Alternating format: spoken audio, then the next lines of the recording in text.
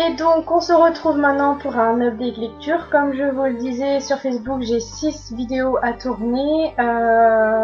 Je ne pense pas toutes les tourner aujourd'hui parce que ça va prendre quand même pas mal de temps, mais je vais essayer de faire le maximum que je peux. Donc nous commençons tout de suite avec mes 5 premières lectures du mois de novembre. Alors la première, j'ai à peine reçu, je l'ai commencé parce que je ne pouvais pas attendre. Il s'agit de The Book of Ivy, le tome 2, The Revolution of Ivy. De Amy Angel aux éditions Lumen, une couverture encore magnifique. Je trouve qu'elles sont beaucoup plus belles que les VO pour une fois et franchement je regrette pas les avoir en français. Donc j'avais qu'une hâte, c'était de lire cette suite et fin parce que j'avais adoré le premier tome et là encore une fois j'ai adoré le deuxième tome, ça a frôlé le coup de cœur.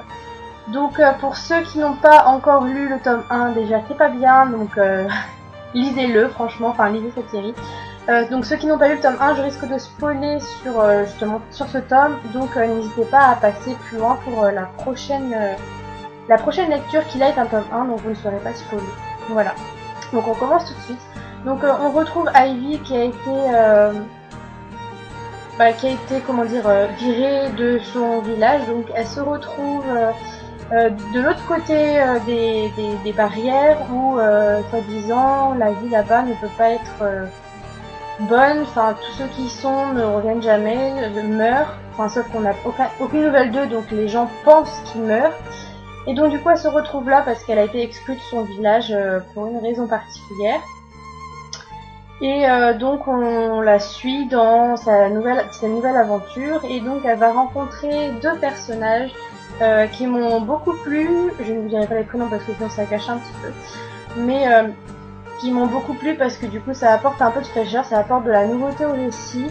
Et le garçon qu'elle rencontre derrière ses airs de gros dur et de garçon qui ne ressent rien, en fait c'est un gros nounours et en fait elle va découvrir de nouveaux amis même si elle a du mal à faire confiance. Que vous dire de plus à part que encore une fois j'ai été prise dans ce roman, je l'ai lu en une journée si je me souviens bien. Mais en même temps c'est vrai que c'est pas écrit non plus très petit. Donc voilà, ça se fait très très vite et franchement c'est une série que je vous conseille de tout cœur parce qu'en plus déjà il y a que 2 tomes donc c'est bien, c'est pas une série à rallonge et en plus on passe un excellent moment de lecture et voilà, je peux que vous le conseiller pour ceux qui souhaiteraient lire quelque chose de post-apocalyptique, de dystopique. Voilà, enfin je ne sais plus quoi dire mais je vous la conseille, il y a que 2 tomes, ils sont sortis donc surtout n'hésitez pas à la tenter tout simplement. J'ai poursuivi ensuite avec un premier tome que j'ai reçu en partenariat avec Babelio et Manière Jeunesse. Donc il s'agit des Pierres de Fumée, tome 1, la prédiction de Eric Boisset, la toute nouvelle trilogie de l'auteur, qui écrit la trilogie Arcandias que je n'ai pas encore lu.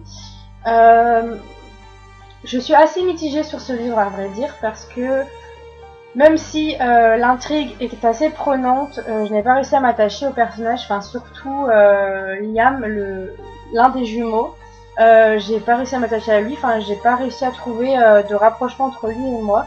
Tandis qu'avec Eléa, c'était totalement différent parce qu'elle a un caractère tout feu tout flamme, elle dit ce qu'elle pense, elle n'hésite pas à dire quand quelque chose ne va pas et elle m'a fait beaucoup rire à certains moments. Pardon. Donc mis à part le fait des personnages, c'est vrai que l'univers est quand même très bien ficelé. J'ai beaucoup aimé l'histoire. Donc en fait, on suit Eléa et Liam, des jumeaux qui ont des talents mystérieux et qui sont enlevés chacun de leur côté. Donc en fait, ils sont séparés. Pour des jumeaux, c'est difficile à vivre évidemment parce qu'il y a un lien encore plus fort qu'entre simples frères et sœurs. Et donc chacun de leur côté, ils vont vivre des aventures assez spéciales. J'en dirai pas plus parce qu'on en apprend quand même pas mal dans ce tome 1 et je voudrais pas vous spoiler. Mais bon, la fin par contre, c'est clair qu'elle me pousse à lire la suite. Donc je pense que je la lirai même si pour l'instant c'est pas prioritaire. J'ai d'autres livres à lire en ce moment. Mais je la note dans un coin de ma tête parce que j'ai quand même envie de savoir la suite. Et concernant la couverture, elle est magnifique quoi. Enfin là, voilà, on peut pas dire le contraire. J'aime beaucoup le fait que le résumé soit sous forme de parchemin. Je trouve ça très original et voilà, c'est quand même une série que je vous conseille parce que c'est assez jeunesse, mais pas trop. Mais bon, c'est quand même assez prenant malgré le fait que moi je ne me sois pas attachée à Liam. Après, c'est qu'un avis personnel, et là, bah voilà, voilà, je vous le conseille quand même, c'est pas une lecture que je déconseille, mais voilà, moi j'ai pas réussi à m'attacher à Liam, c'est mon avis, mais après il y en a d'autres qui pourront très bien s'attacher à lui. Ensuite, j'ai poursuivi avec une lecture que là j'ai adorée, donc Juliette, si tu passes par là, je te fais des bisous. Il s'agit de Singulière, le tome 1, Lien de sang de Juliette Bonte, donc en auto-édition. La couverture, je la trouve canon. Enfin, là, on la voit pas trop sur la copo, mais je la trouve canon, elle est super jolie. Donc en fait, ici on suit une jeune fille qui, le soir de son anniversaire, le soir de son anniversaire, donc de ses 16 ans, rencontre un gnome, c'est ça, un gnome qui lui dit, qui en gros lui demande si elle veut changer de vie, si sa vie actuelle lui plaît. Mais ça a des contreparties. Si elle suit ce gnome, si elle va sur un nouveau monde, une nouvelle terre, elle n'aura plus de nouvelles de sa mère et les souvenirs que sa mère aura d'elle seront supprimés. Mais elle veut en savoir un peu plus, donc elle va les suivre et elle va arriver dans un univers qu'elle ne connaît pas, rempli de magie, avec plusieurs peuples différents, donc l'eau, la terre, le feu et l'air, donc les 4 éléments qui sont liés en ce moment. Et donc elle va découvrir au fil de ses aventures des vérités sur elle, elle va en apprendre un peu plus sur ses dons, sur sa famille, sur son père, sur plein de choses. J'ai pas trop envie de vous en dire parce que ce tome 1 c'est le tome des révélations. Pour un premier tome, elle en dit énormément et j'ai pas envie de vous spoiler parce que c'est vraiment un premier tome que j'ai adoré, qui a frôlé le coup de cœur. Pourquoi ça a frôlé le coup de cœur? Tout simplement parce que les chapitres étaient assez longs et que, bah, comme vous le savez, moi les chapitres longs n'est pas tellement copain, mais ça n'a en rien enlevé la qualité de l'écriture. L'auteure, elle a une plume vraiment géniale. Enfin, elle est poétique, à la fois elle est incisive. Enfin, elle vous embarque dans son univers dès les premières lignes en fait. On s'attache beaucoup à son personnage qui manque assez de confiance en elle, mais qui au fil du temps verra que elle est forte et surtout qu'elle n'a pas besoin d'être solitaire, qu'elle aura des amis sur qui compter. Voilà, c'est vraiment un premier tome que j'ai beaucoup aimé et le lien de l'amitié est aussi très fort dans ce roman, ce qui est un beau gros point dans le roman justement parce que elle verra que accompagnée de ses amis, elle peut aller très très loin et voilà. On va de surprise en surprise et je m'attendais pas du tout à ce genre de fin et j'ai qu'une hâte de pouvoir lire le tome 2. Donc surtout, n'hésitez pas à vous le procurer. Il n'est pas cher, il est à moins de 3 € sur Amazon en Kindle. Franchement, surtout, n'hésitez pas une seule seconde à l'acheter. Je pense que vous seriez pas déçus. Alors, ensuite, j'ai poursuivi avec la suite d'une série que j'ai adorée tout simplement. Enfin, comme vous savez, je vois un amour pour cette série. D'ailleurs, on la voit ici, les deux premiers là. Donc, vous avez deviné, je parle de Oniria, le tome 3, La guerre des cauchemars, donc de BF Paris aux éditions Hachette. Édition Hachette, pas collection Black Moon. Collection, édition Hachette, je vais y arriver.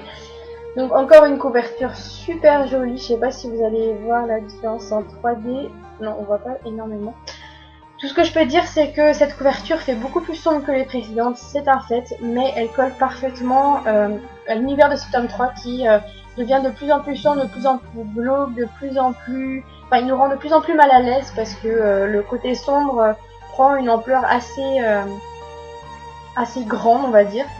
Donc on retrouve ici Elliot qui tente une nouvelle fois d'essayer de sauver son père, de sortir du coma à la recherche du cauchemar qui l'emprisonne au royaume des rêves, donc à Oniria.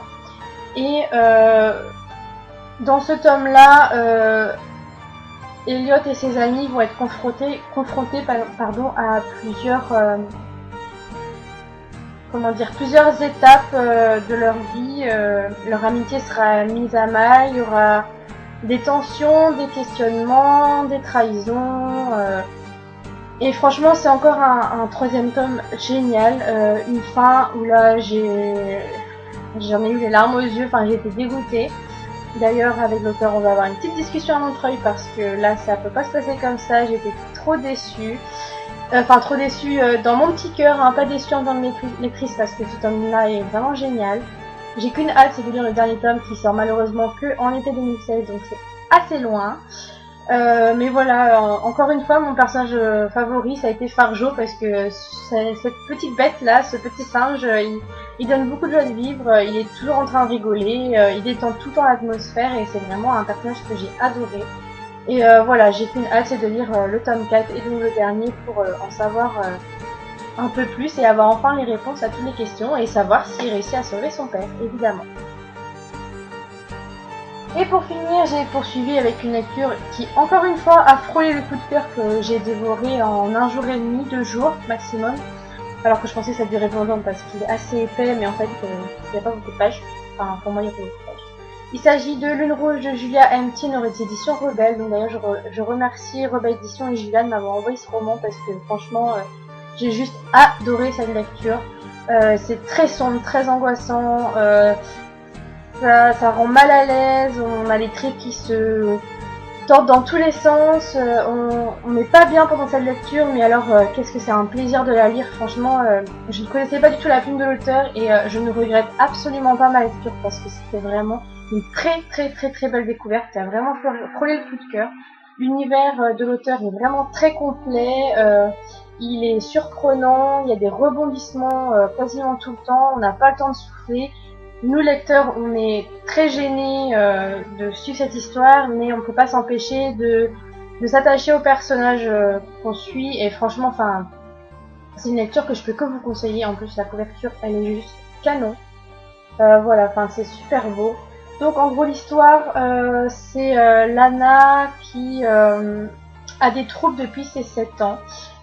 Qui rêve de 3 femmes qui tuent leurs compagnons et qui justement se délègue de cette mort. Donc ça arrive toutes les 10 ans, donc depuis 30 ans.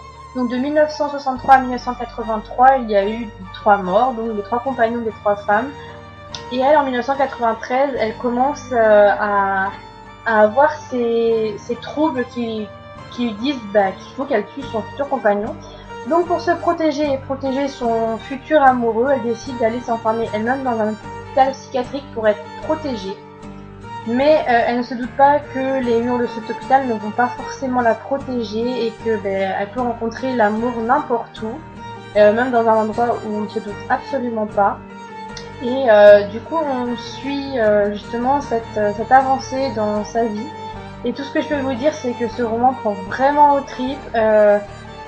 Lana est un personnage que j'ai beaucoup apprécié parce que son manque de confiance en elle la rend vachement attachante en fait. C'est assez contradictoire, mais en fait, justement qu'elle n'ait pas confiance en elle, qu'elle sait qu'elle va donner la mort à son futur amoureux, ça rend le roman encore plus fort.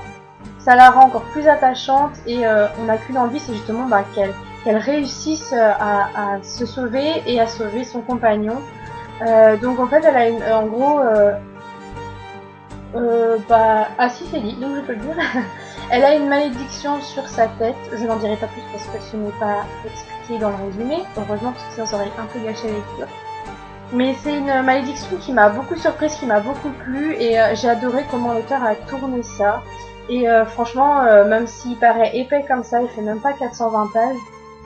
Si, pardon, il fait 450 pages. Mais c'est un livre qui se lit vraiment très vite et une fois dedans, en fait, c'est un cercle vicieux, vous pouvez pas vous arrêter, vous êtes obligé de continuer. D'autant plus que les chapitres sont assez courts, ils sont démarqués par la date en fait où on se trouve, où le personnage se trouve. Et franchement, c'est un livre très prenant et je le conseille vraiment à tous ceux qui seraient tentés de le lire. En plus, la couverture elle est magnifique. Donc voilà, surtout n'hésitez pas, pour moi ça a été presque un coup de cœur et je peux que vous le conseiller. Et voilà, je remercie encore l'auteur de sa gentillesse et de sa confiance et la maison d'édition. Et Val, si tu passes par là aussi, merci de m'avoir conseillé. Donc voilà pour cette lecture.